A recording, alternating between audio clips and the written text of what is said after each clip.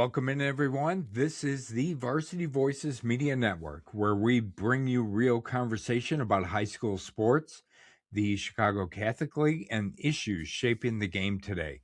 I'm Joe Frevaletti, alongside with my co-host, Dan Frevaletti, and tonight we're switching it up. This is quick hits, fast takes, no long speeches, no overthinking, just opinions on the biggest topics in high school sports right now. We'll give each other the floor. We'll challenge each other when needed, and we'll keep it moving. So let's get into it.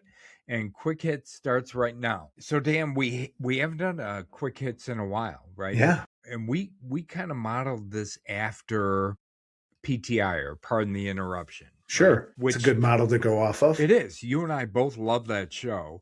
And I think this lends itself well to some of the topics that we talk about with high school sports and high school football and the Chicago Catholic League. So it's kind of a perfect thing for us to do. Yeah, it's great. And even in the off season, there's topics that are still hot. You still see, the occasional newspaper article about high school football, and this is a heavy recruiting season.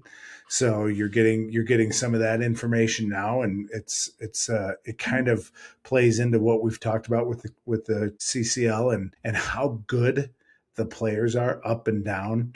And whether we've talked about them every episode or one time, they made our all under, I can't remember, AUMT, all under mention team. Under mention team. Yes. Yep. So there's those guys that are out there getting offers. So it's it's still kind of busy. There's activity.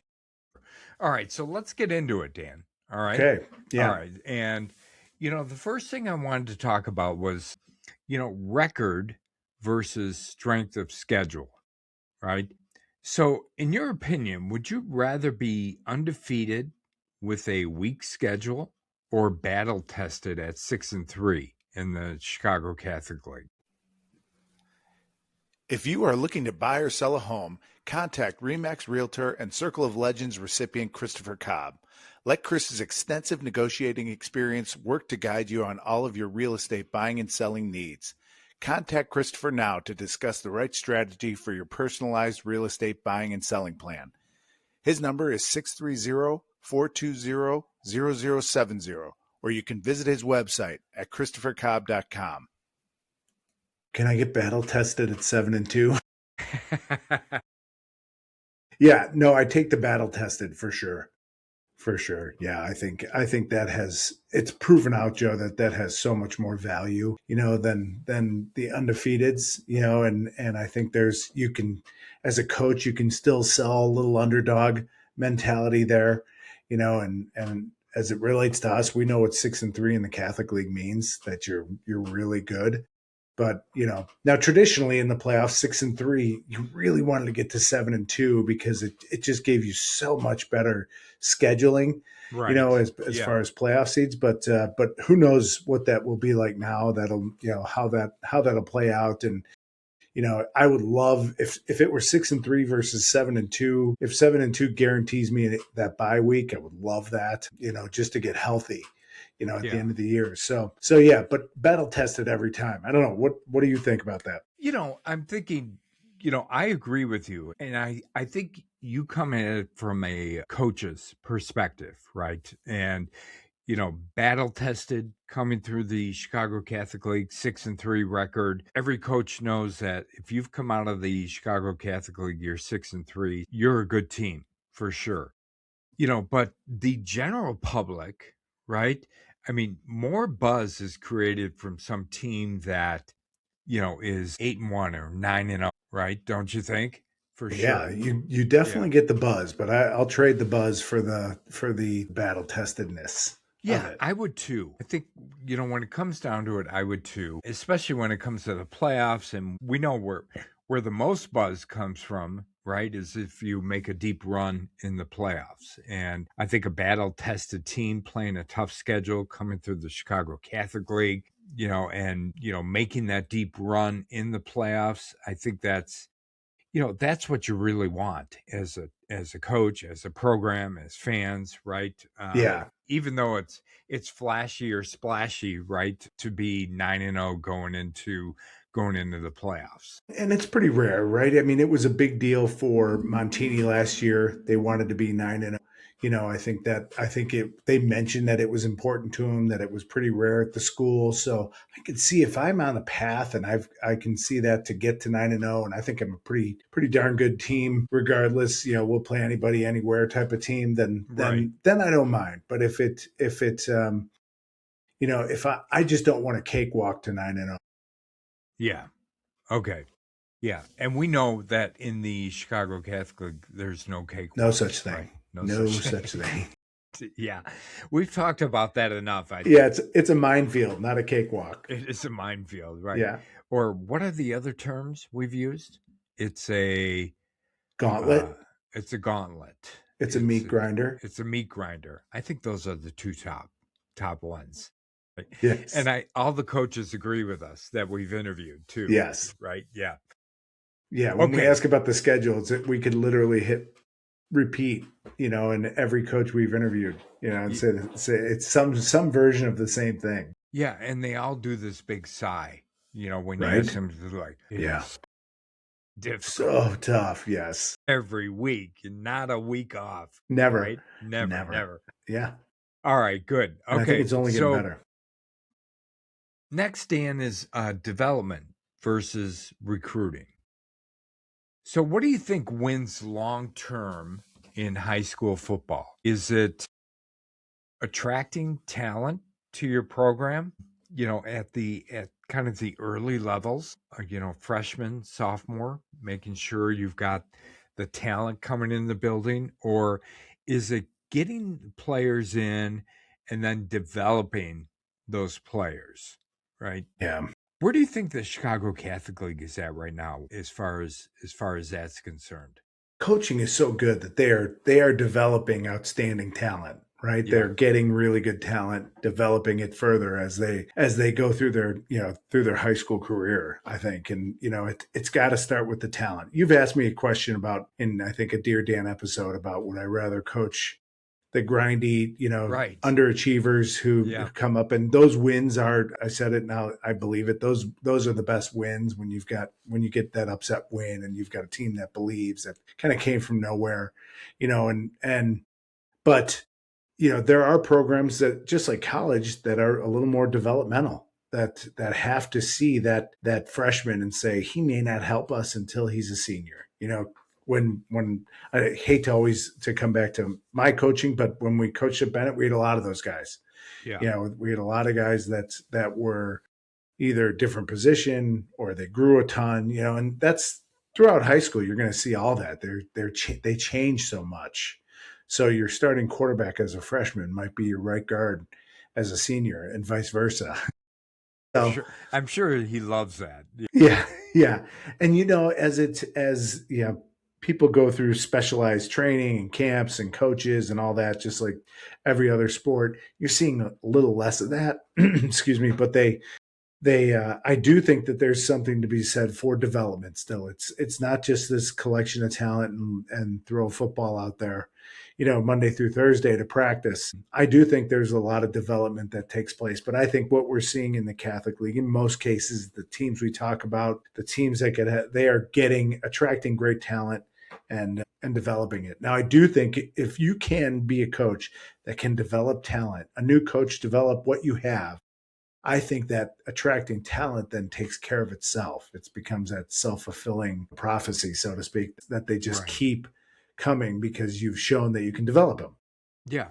And, the other side of that, Dan, is, we know players that come in as freshmen, maybe they're sophomores now, whatever, who feel like they don't need any development, right? That they've been at the top, coming up through the younger ranks, so to speak, and they feel like, I'm just going here and I'm going to continue to do the same thing. I don't need to be developed. I am developed already, right? You and I know that that's not the case, but what that says to me is that it takes kind of a special coaching staff to be able to identify that and identify the kids who are kind of that mindset, coming into high school, and try and flip that, or try and motivate them, or try and get them to keep trying to improve, to get better and better. It's kind of a culture versus talent debate, in my Yeah. opinion, right? Yeah. And I think the best coaches and best coaching staffs can take those kids who come in and think, I'm already good, you don't need to do a thing with me, don't worry about me, coach, but can somehow continue to develop those types of kids. Yeah. Yeah, and you're starting to see more and more of I'm guessing that. And I think a lot of it goes back to last point about, private coaches. So your technique could change from your private coach to what your team coach says. Right. There's got to be some communication there, that there's always a happy medium. But, players out there that think they know better, I don't know if that's kind of what you're saying, and coaches identify that pretty darn quickly, and you become uncoachable. So what happens? Coaches stop coaching them. You better make a whole lot of plays, if you come in Right. thinking you know everything. So Yeah. it is one of the challenges that a lot of coaches face, especially coaches that attract a lot of high end. Yeah. So if you were to look at the Chicago Catholic League, Dan, do you think there's any particular schools or programs that are doing that best as far as developing some of the talent that they bring into their programs? Yeah, I mean, I don't know if it's as easy to say as look at the ones that win state championships, because there's Yeah. others. I think they all do that to some degree. And I think it's a year by year, case by case basis to see. And coaches are really quick to share those stories about the guys who didn't play as freshmen, or on B team as freshmen, whatever, and turned into an all conference player, or whatever it was, as seniors. Yeah, they want to highlight that. But as far as anyone doing it better, I've really liked what it's in a short turnaround, what Tom Zibikowski's done at St. Pat's. We've talked about them a lot, and they've had big players. They've had some good skill. It never really came together. He came around, changed the culture immediately, and turned them into a quarterfinal or whatever they were this past year. Really, really nice team. But I do think that to some degree it's probably happening at every school. It's one of the positives of the Catholic League is that there's such good coaching staffs. Yeah. You really don't have one that you can say they should be better than they are. That's Yeah. kind of how I think about it. And the coaching staffs that the upper levels take precedence usually. I mean, that's what everybody notices, right? They notice a head coach at varsity. They notice maybe the offensive coordinator, defensive coordinator on varsity. But what goes unnoticed, I think, is the good programs have really good coaches and developmental type coaches at the freshman and sophomore levels as well, and the JV level, right? And that's important. Nobody, I don't think many people realize that, unless you're really somebody deep into high school football. But unless you've got somebody at the lower levels, not only the head coaches at the lower levels, but the assistant coaches helping develop some of the kids that you're bringing into the program that have talent. I think those coaches go unnoticed a lot.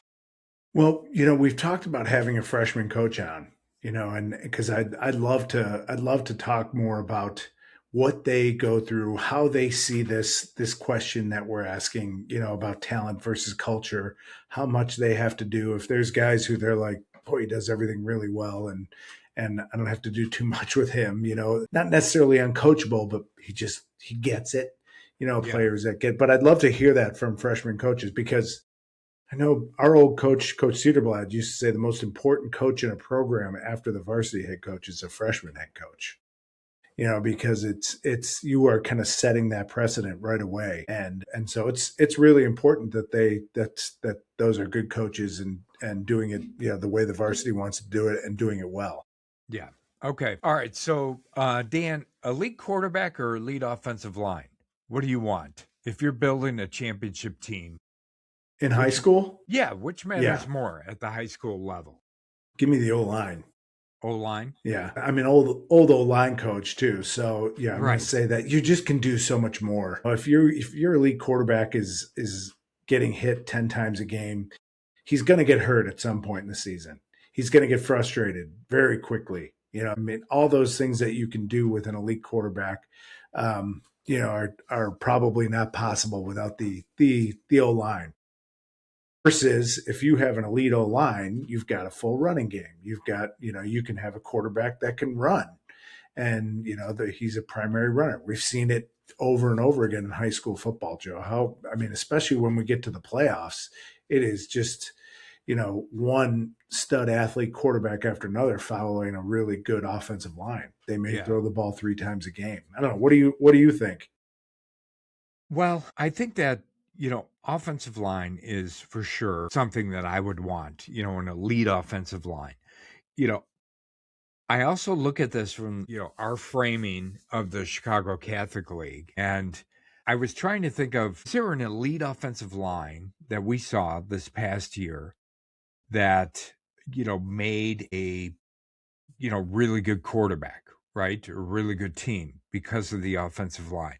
And I couldn't really come up with one, Dan, because not only did, the teams that were successful this year in the Chicago Catholic League have really good offensive lines, but they had really good quarterbacks too. Yeah. Right. And, so it's like the chicken and the egg thing, what comes first? I really think you need both if you're going to be a championship caliber team. Yes, you need a great offensive line. You need a really good quarterback or elite quarterback as well. And then you're going to win a state championship, in my opinion. You definitely have, your odds are certainly tilted if you've got both. Like Right. you're in really, really good shape, Yes. but I think with the elite O line, you just have more options that I mean, I don't know. Is there choosing to not throw the ball versus not being able to throw the ball? I guess that may be part of the nuance of this question. Joliet Catholic 2 years ago, they were running the football. Right. Right. And there's a lot of, True. like I mentioned, all those schools, but they chose not to. If you were in that position and you literally were like, we can't drop back and pass, because our kid can't throw at all, and he's going to throw an interception, you might be stuck a little bit there. You might have a hard time. That is a good example, Dan. Joliet Catholic 2 years ago. Now, Lucas Similik, who is their quarterback, was very good, right? I don't know if anybody would have called him elite, right? But they had an outstanding offensive line, 2 years ago, and it took them a long way, right? All the way to the semifinals, right? Yeah. I think, yeah. So, that's a really good example of that. And, I think it's kind of rare. Maybe our vision is a little bit narrow because we cover the Chicago Catholic League and they've got talent all over the place, right? Yeah. On their offensive line and at the quarterback position. But I think if I were to look at one, the one you just mentioned, Joliet Catholic, is probably a really good example of that, from 2 years ago. Yeah, and I mean, you see what they did this year with a whole new offensive line. Not that they didn't have as much success. They threw the ball a lot more, which was fine because Lucas Similik is good and they had good receivers and that. But right. But they had to make adjustments. They were definitely out of their comfort zone. Yeah.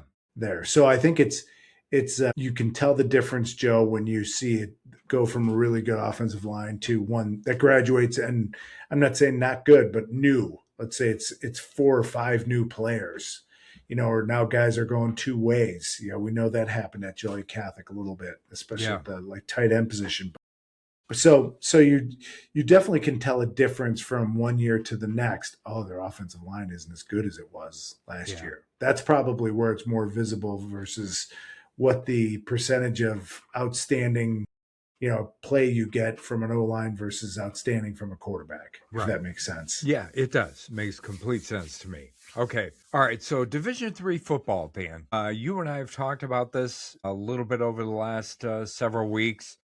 Especially in regards to, we're talking to some of the Division III programs, in the state of Illinois about their teams and their programs. I played at Division III football, when I played football in college, and one of the things I'm seeing, and we're seeing a lot of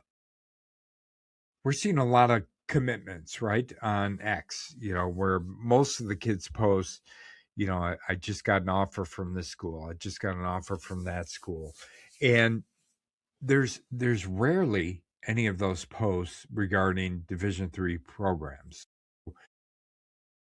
Why do you think that is, as far as Division III is concerned? Do you think it's because there's some kind of stigma attached to it because it's not a scholarship or, a bigger program? What do you think in regards to that? Because Division III, as you and I know, plays really good football, right? Yeah. But you don't see much promotion of it from kids who are going to a particular Division III program. And that's too bad. I mean, I hope there's not. There probably is. I think at some point every kid wants to play for Notre Dame, and Right. especially from this area or Michigan or pick one, and as they grow or don't grow or as things change or as they realize, whoa, I'm not as good as I thought. That probably is some sort of, stigma that I'm not as good as I thought, or I'm not built for Division One or FBS or whatever that might be. Right. So they're probably not stigma but there's probably a level of disappointment for a lot of players that do that. There shouldn't be, because we've got an awesome, Division III school right in our backyard in North Central. I mean, Right. top in the country, and Play for other the good national ones. championship every Yeah. year. Yeah. We know talking to some of our folks and friends at Montini, they sent a few kids to Benedictine. They had a really good year.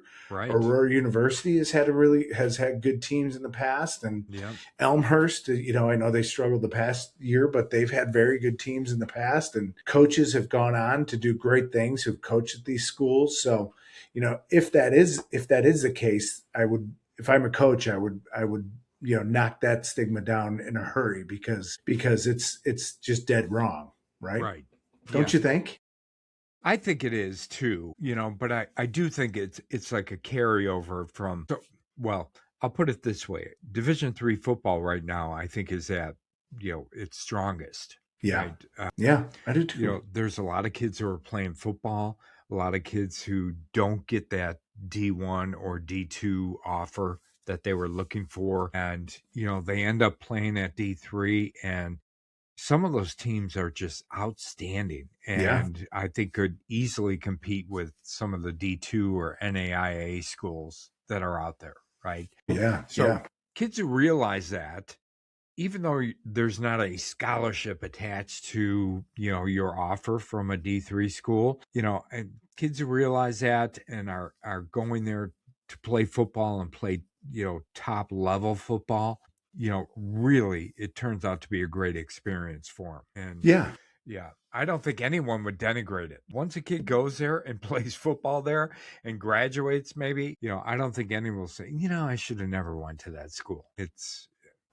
I would hope not. It's great football. It's for players who love to play. It's a great route and can be every bit as fulfilling as high level. It certainly is demanding. Your body doesn't know the difference, but and the enjoyment they get out of it, the success they have, I just don't think, Joe, it fits with the social media in today's day and age. It's whereas you want to announce your commitment on a social media platform, right?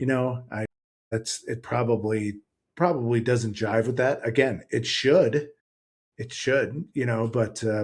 I think that probably has something to do with it as well. Yeah, I think so too. And it's too bad, but I think that will change. I think it's going to change. It's going to have to, Joe, because we may touch on it later. The squeeze is real in The squeeze I is don't real. know, the squeeze is It real. is, for Yeah. sure. Yeah. We're seeing it.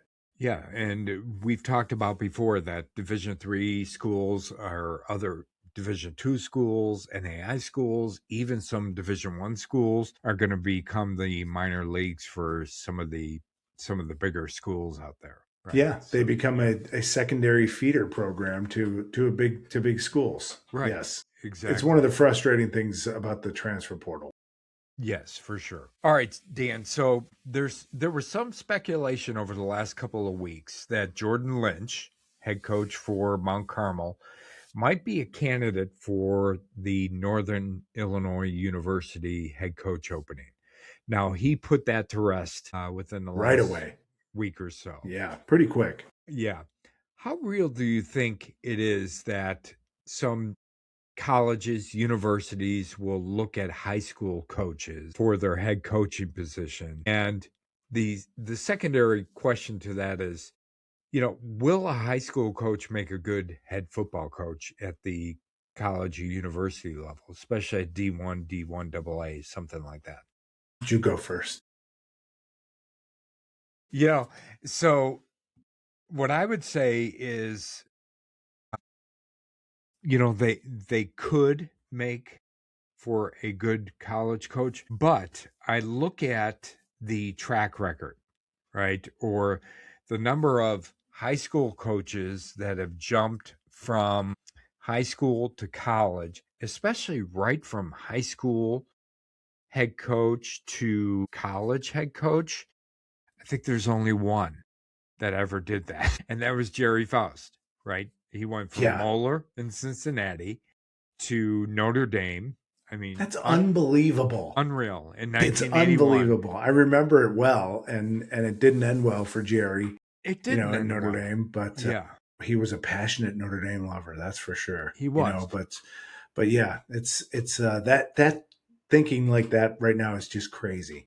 Yeah, but there's other coaches who've coached in high school for 4 years and then moved to college, and we're not a head coach right away, but they were an offensive coordinator, defensive backs coach. Gus Malzahn comes to mind.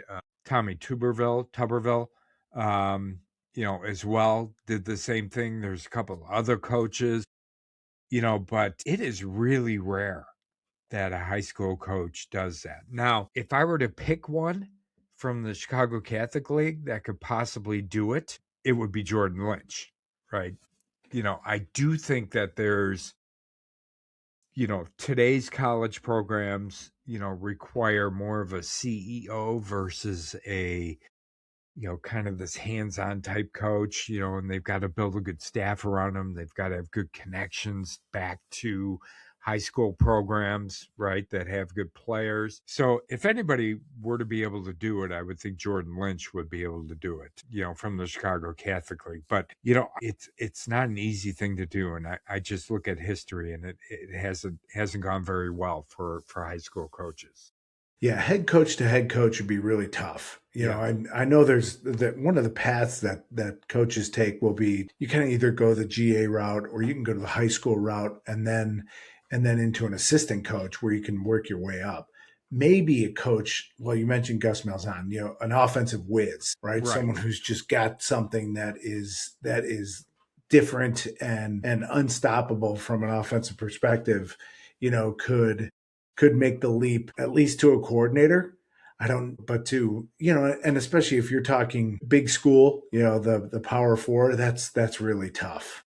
I think the expectations, the responsibilities that are added to your plate, a head coach's plate would be really significant. I mean, that would be a major change, so yeah, Jordan Lynch it's certainly to NIU, it kind of felt, that felt right. I would not have been surprised. Kind of natural move. Yeah. And, I wouldn't be surprised if people, are done coming after him. I think you could see that next year. I think timing, this is pretty late to get into college football. There's a lot, that's already happening. You'll be right on top of spring ball and you're still getting to know your team and trying to hire a staff. That timing was really, I think bad, for Coach Lynch. But I think like Coach Hopkins at St. Rita, I think if you've got a history where you coached at college before, I think that would be an easier way to do it. Maybe he doesn't go back to Iowa, but maybe he goes to Iowa Western, they're on my mind, or Iowa Wesleyan, or Northern Iowa, and can do it there. But yeah, Coach Lynch, the thing that makes him so attractive is that he's got this pipeline that he developed and created at Mount Carmel, and then within the Catholic League that he could tap into. So I'm sure they were thinking, wow, the talent he could pull and know is significant. Right. So, but head coach to head coach at a big school, wow, that would be tough. I think it'd end up like Jerry. Yeah. Coach Faust. I hate to call him like I know him. You don't know him and at apparently all. A wonderful man, just for the record, apparently a saint of a human being. So yes, that's what I've heard too. So yeah, but head coach to head coach, I think is a really tough jump. There's been some high school coaches who have done that at the D3 and NAIA level, right? Where they're coaching at high school, they get a head coaching gig at a D3 or NAIA school, and then they kind of build from there. To go from a high school to a D1 program, even if it's not a Power 4, Power 5 type program, I think is really difficult. Yeah. Joe, can I do a quick shout out here? Yeah. Since we're on the topic. So I want to shout out Coach Dan Galante. Yeah. He was at St. Pat's for a number of years, most recently as their freshman coach. He coached at St. Pat's on the varsity level, somewhere else in the Chicago area too, and I can't think of it. But he coached at North Park years ago. He was our graduate assistant when I was at Northwestern. He just went from freshman head coach to college head coach at, is it the University of Lawrence or Lawrence College? Lawrenceville? I think it's Lawrence in Appleton, Wisconsin. So great guy. He was always really good to us as a graduate assistant, and we always said hello when we coached against him. And I've talked to him a couple times regarding the podcast, and actually called him. We're talking about having a freshman coach on. I wanted to have him on, and I called him, and he said, "I took the job at Lawrence." I'm like, "Whoa! I'm no longer a freshman coach. I am coaching college." Here we go. Right. It's his alma mater too, so he called it his dream job, which is really cool. I'm happy for him. So good luck to Coach Galante. Yeah. So there we go. We've got an example of a freshman coach jumping to a college to be their head coach. Yeah, we'll see how it goes. He did tell me it's a bit of a rebuild. Don't have huge expectations right out of the gate. Aren't they all? They're all rebuilds. Right. Yeah. Right. All right. Every year. Yeah. So Dan, one of the things, and this is a topic you and I touched on a fair amount of times, and really it was one of the impetus for us starting this podcast, I think. We're talking about media coverage in high school. So in today's high school environment, do you think the media coverage of events and games and others is adequate, or does it need to be better and more extensive? I mean, since the podcast came on, the Varsity Voices, it's gotten better. It's so much better. Yes. Adequate kind of jumps into my mind when I first think about that, Joe. Yeah. I don't even think it's adequate. You don't? I do not. When you say coverage, are you talking about the amount, the type? Like, are you saying, I didn't know if you asked a question because there's too much, it gets in kids' heads, they get their overinflated egos, or what respect? Well, I put it in I framed it in a couple different ways. So one of the ways I framed it is, and how I do this, Dan, I look at college, I look at the pros, I look at what's being done at that level, on all different aspects. And one of them is media, right? So we've talked about how things are pushing down from pros, college to high school. And I don't think media has kept up with that at the high school level. College has it nailed. Now, yeah, there's a lot more money involved there, so it's easier to do that. And the pros, we know, is a different animal. But I just feel like high school is either they're resistant or it just hasn't caught up, right? As Yeah. far as the way things should be covered. Now, I think social media has helped that, and that's not to any benefit of any of the media outlets out there, right? I mean, I think social media has done it all on its own. The kids and the coaches and how they've done that, and everybody else has just kind of glommed on. But any kind of like concerted effort around high school sports and coverage and detailed coverage and consistent coverage, I just don't feel like is being done very well at the high school level. Yeah, Don't. I think what did we say in a recent episode? You can answer every question with what's the money. I think that Right. that Yeah. probably there's probably cost associated with trying to cover it like a college team. What you need is a bunch of people like us that have a passion for it and want to do things like start message boards like Edgy. I mean, Edgy, how long has he been one of the only ones out there that's covering high school like that and has the associated message boards? But could you really sustain something like that for for an individual high school? Maybe. I don't know. It depends what you expected out of it. There are some big players who are starting to get involved, though. You've got Max Preps, who's been involved for a while at the high school level. Yeah.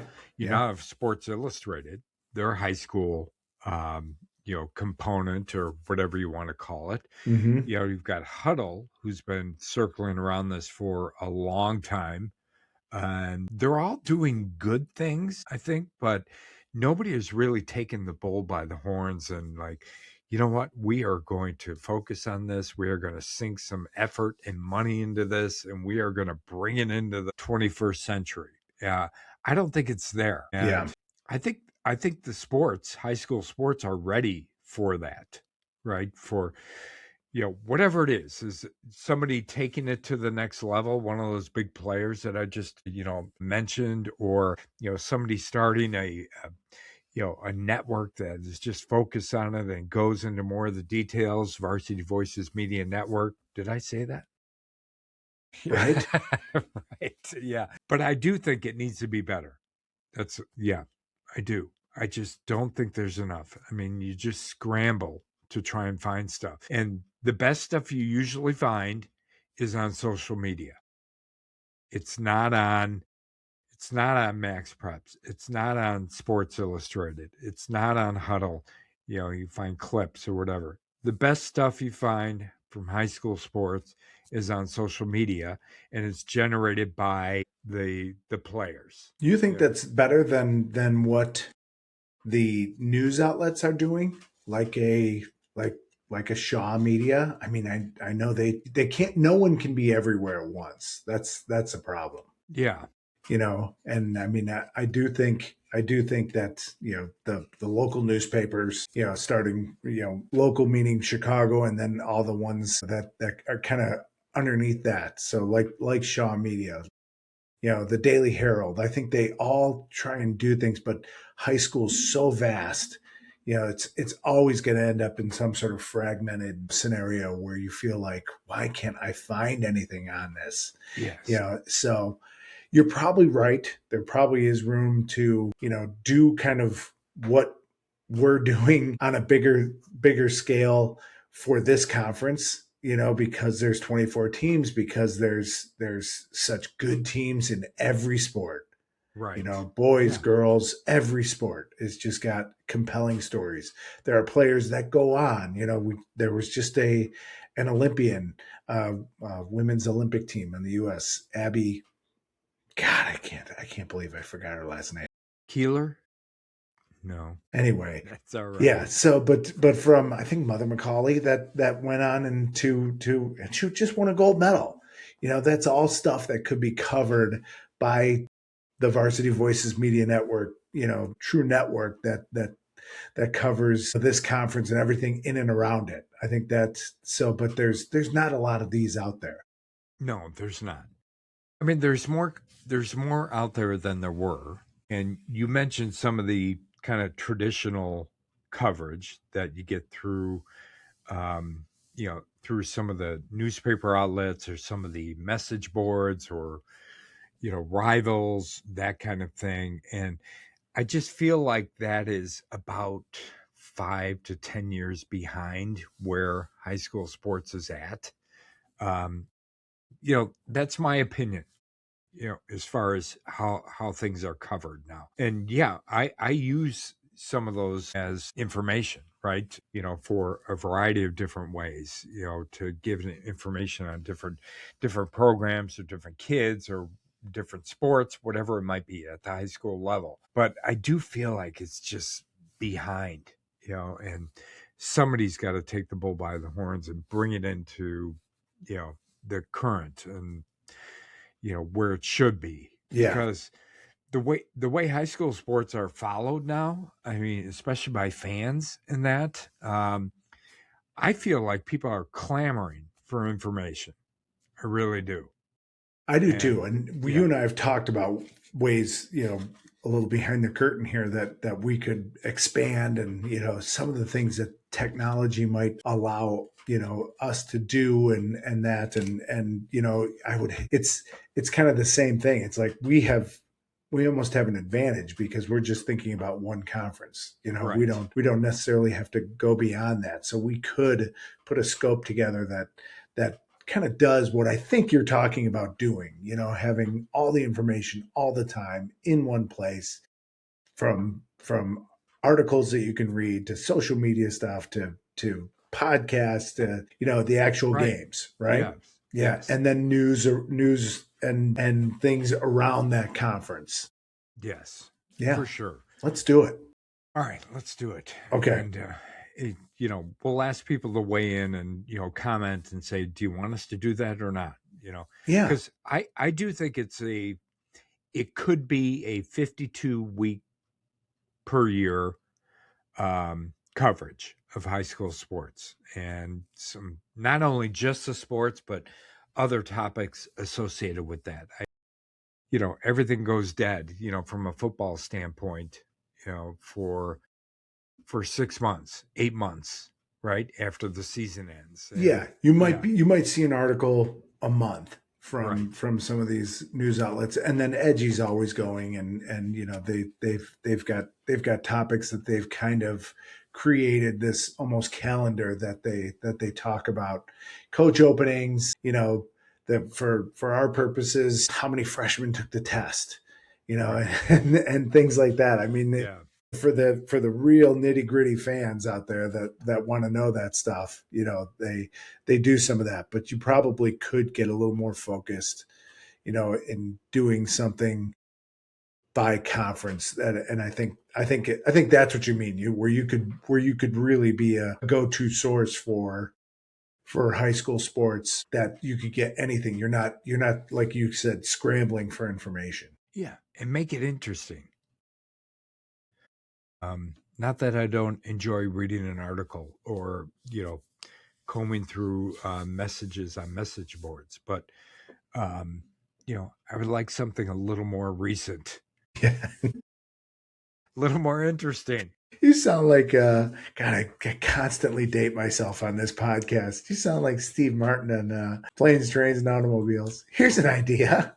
Have a point. Have a point, please. Like, God, can nobody please step this up? Love that movie. A little bit further.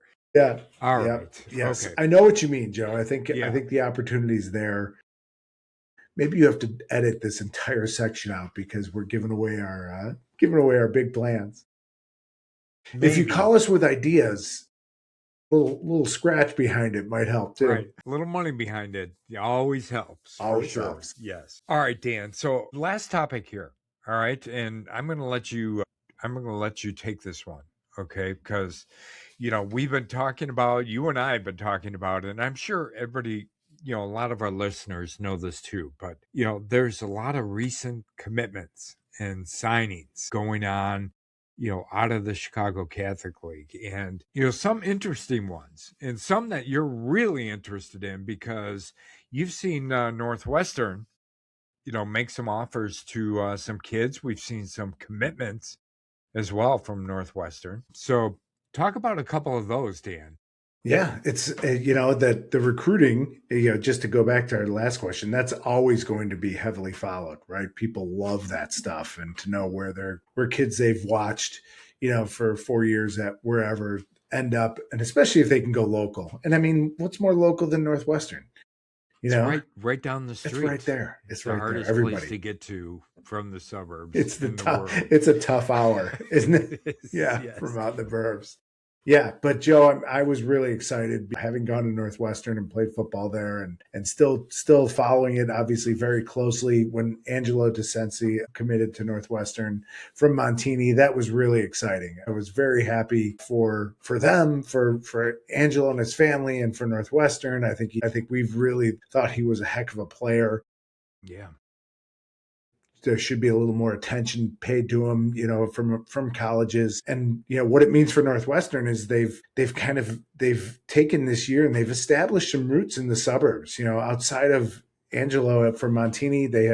They've signed suburban kids from Glenbard West. So Josiah Wallett's another offensive tackle, gigantic human being. And then a former teammate of mine, Rob Johnson's son, Brady, who plays at Glenbard West, is a tight end. So he's going to be at Northwestern. Yeah. Right, so great. Rob Johnson was a undersized nose guard as a freshman, turned into an all Big Ten Rose Bowl captain center. Amazing. Yeah. About 4 or 5 years later. So talk about development, right?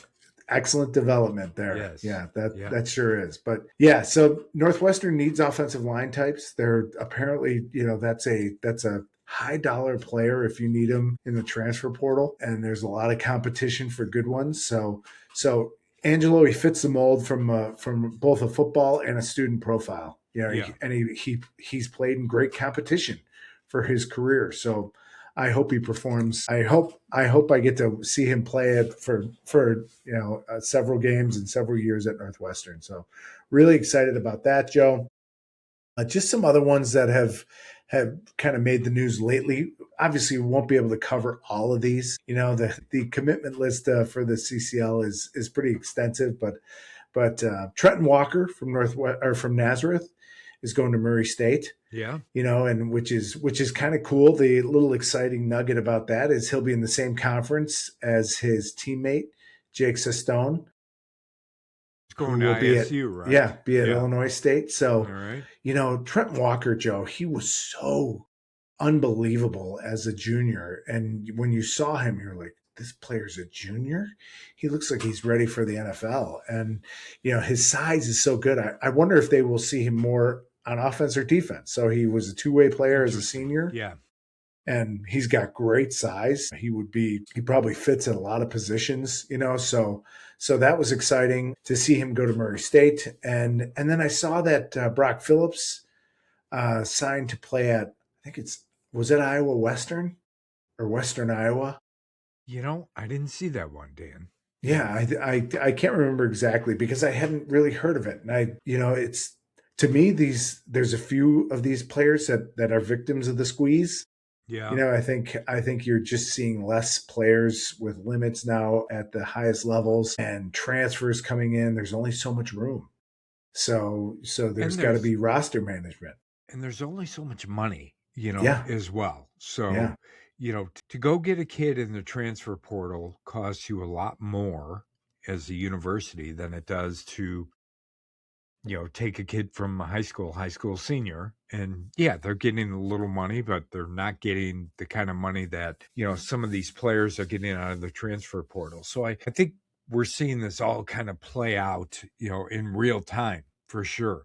Yeah. And you've got a budget, right. It's a salary cap. Right. They do not have unlimited budgets. So they've got to come get some of these really good high school players for sure. Yeah, and it's squeezing some of those guys down to lower levels. You're seeing that in some of these, and I don't know. I've heard a little bit that now, a trend you're seeing is that high school players will commit with almost a preconceived plan to transfer, Right. and say, I'm going to go here and I'm going to go and I'm going to spend a year there and then I'm going to go somewhere else, Yeah. and which is another bummer of the transfer portal. I hate that part of it, But Joe, not to get off on a tangent, but some of the offers that we've seen out there, Jake Thies. I'm going to go back to my alma mater, Northwestern. Jake Thies offered by several high majors, including Northwestern. Yeah. So tell me, I mean, who, if you were to pick one kid in the Chicago Catholic League that has exploded from a recruiting standpoint, after the end of the year, it's got to be Jake Thies, right? I Yeah, mean, there's a few of them, but he's as much as anybody. I mean, I think what the playoffs did for Jake Thies, or just can't be measured. I don't know how you could say he was. We knew he was awesome, going into the playoffs, but he was just incredible yeah, in the playoffs. yeah, And with the bloodlines that he has, and Tommy going to Miami, they got a. I think they got a steal at Miami for Tommy going there, but Jake is just become a huge recruit, and it's it couldn't happen for a more deserving player because he's earned it. He outstanding. has earned it Yes. by his play against great competition. So Yeah. love the fact that Northwestern got on board. I'd love to see him stay local and be a fellow Cat. Well, you can blow a call into him, Ben, Yeah. and push him towards NU. For sure. Yep. Yep. Yeah. Yeah. If I could, I would. Yeah, I would love to see it. Love to see it. But Joe, Yeah. another player who we've watched for several years, noticed him right off the jump as a freshman, Chris Kasky from Nazareth. Several Big Ten and Power Four offers, along with his teammate Luke Injay-Chalk, the best Yeah. name in the CCL. It is a good name. Yeah. Yeah. And he has several major offers too. Mm-hmm. Both those guys, just big time players, have the size, everything you'd want out of a high major player. And that's before we even get to the Brother Rice guys, who are all just loaded with offers from Cam McGee, Braden Parks, Jack McNamara. King Liggins is already signed. He's going to sign, sealed, delivered to Illinois. Yeah. So we'll see him there next year. But Joe, some others that maybe people haven't heard about, guys that we've talked about before, which is kind of cool. Feels good that you're not crazy looking at Right. people who you're not sure you think are great players.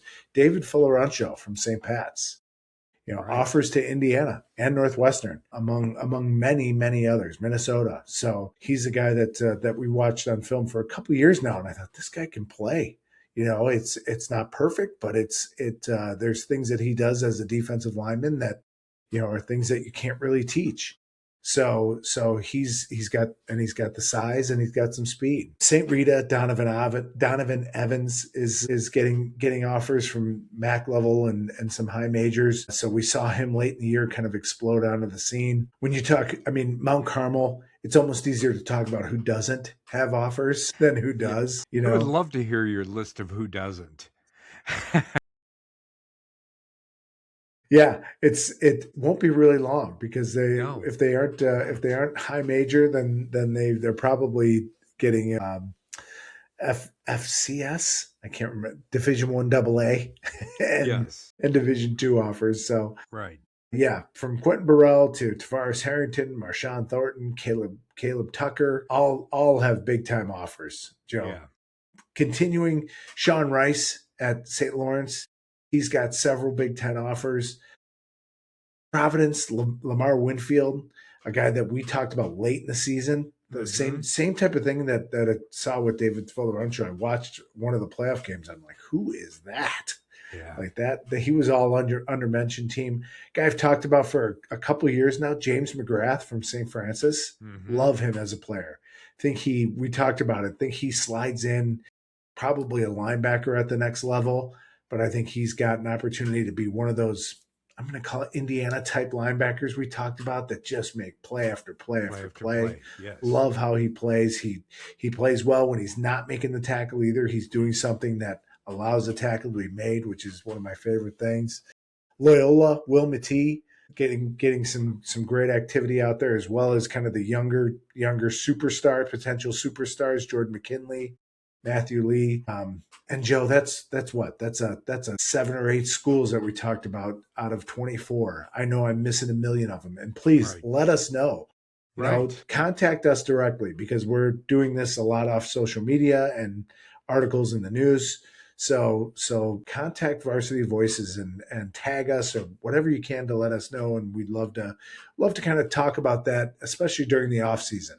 Yeah, we're all over social media, plus on all the podcast platforms. You can comment anywhere that you find us. Yeah, let us know. Let us know what offers are out there, any level too. We don't want to disparage anything on the lower levels as well. We want to know who's going where, who's playing. Some of our favorite players of all time in this podcast, Joe, are playing. There's a group of Montini guys at Benedictine. Love those guys, and they're a huge reason why Benedictines have had success last year. Absolutely. So let us know all of it. We'd love to give you a little pub. All right. So that's our quick hits for tonight. And if you agree with us, great. If you disagree, even better. Drop it in the comments. We want to hear your take on these topics because high school sports deserve serious conversation. Make sure you subscribe, follow, and share this episode with someone who cares about the future of the game. For Dan, I'm Joe, and this has been the Varsity Voices Media Network, and we will see you next time.